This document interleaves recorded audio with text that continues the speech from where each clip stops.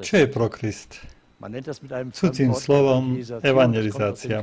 Pochádza to z gréčtiny evangeliciztai, čo znamená hovoriť evanjelium o Ježišovi Kristovi ľuďom, ktorí ho ešte nenasledujú, ktorí ho možno ešte ani nepoznajú, ktorí mu pri najmenšom nedôverujú.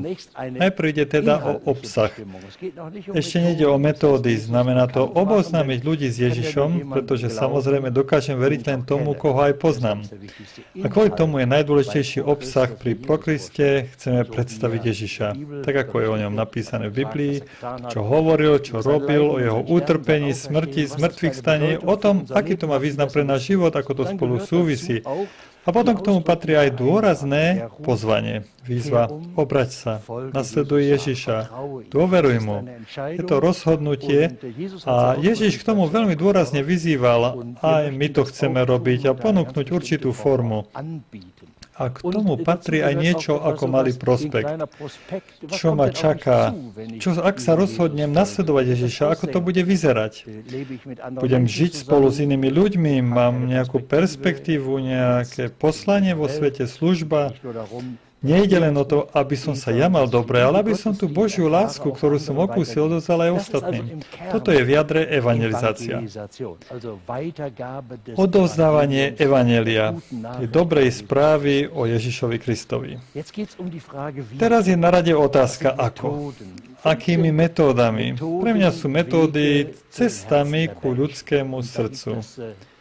A tak je tu len jedna cesta k Bohu, a to je Ježiš Kristus, ale existuje tisíce ciest, akými sa ľudia môžu priblížiť k Ježišovi Kristovi. A ľudia sú takí rozdielni, preto neexistuje len jedna jediná metóda. Takže tým najdôležitejším je osobný rozhovor, či pri hudbe, na seminári, na letnom tábore, alebo kdekoľvek inde. Teraz sme zvolili jednu z foriem, formu verejného zhromaždenia, väčšieho alebo menšieho, na centrálnom mieste pro Krist. Bude, dúfame, veľké zhromaždenie, kam prídu tisíce ľudí v tej Porsche aréne v Stuttgarte. A odtiaľ to bude satelitom vysielané do mnohých ďalších miest Nemecka a aj európskych krajín. Pôjde to v televízii, na internete, takže to môže vidieť veľa ľudí. Centrálnym miestom je Porsche Arena. Veríme, že v mnohých mestách a dedinách sú kreatívne zbory, ktoré si povedia, kde sa stretneme my. Podujatie sa môže konať v zborovom centre alebo v kostole, ale často je lepšia necirkevná miestnosť. Napríklad Prokrist sa konal v kinosálach, na plavárniach. Mali sme už veľa naozaj originálnych miest, kam ľudia boli pozvaní a to vždycky znižuje ich zábrany prísť. Ľudia, ktorí sa nechcú hlásiť ku kresťanstvu, ľahšie prídu na také miesta, kde sa nemusia cítiť kresťansky.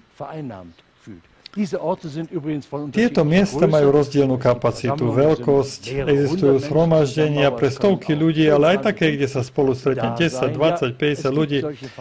Niektorí sa stretnú dokonca aj v obývačkách, tzv. Domáce skupinky.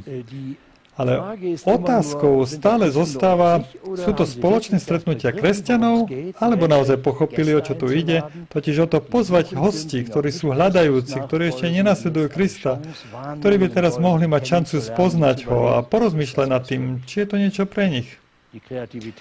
Tvorivosť nemá hraníc. Napríklad najbližšie budeme mať aj Prokrist pre biznis. Čiže podnikatelia a obchodníci budú môcť pozvať svojich partnerov, priateľov, známych a pravdepodobne sa to bude konať v nejakých obchodných priestoroch, možno v hoteloch, teda v prostredí, aké týmto ľuďom vyhovuje. Tu môžete premýšľať nad tým, čo pomôže. Láska je bohatá na fantáziu a my sme zvedaví, aké formy bude mať Prokrist. Dôležité je, aby prišli hostia, teda takí, ktorí Ježiša ešte nenasledujú a ktorí by ho mali spoznať.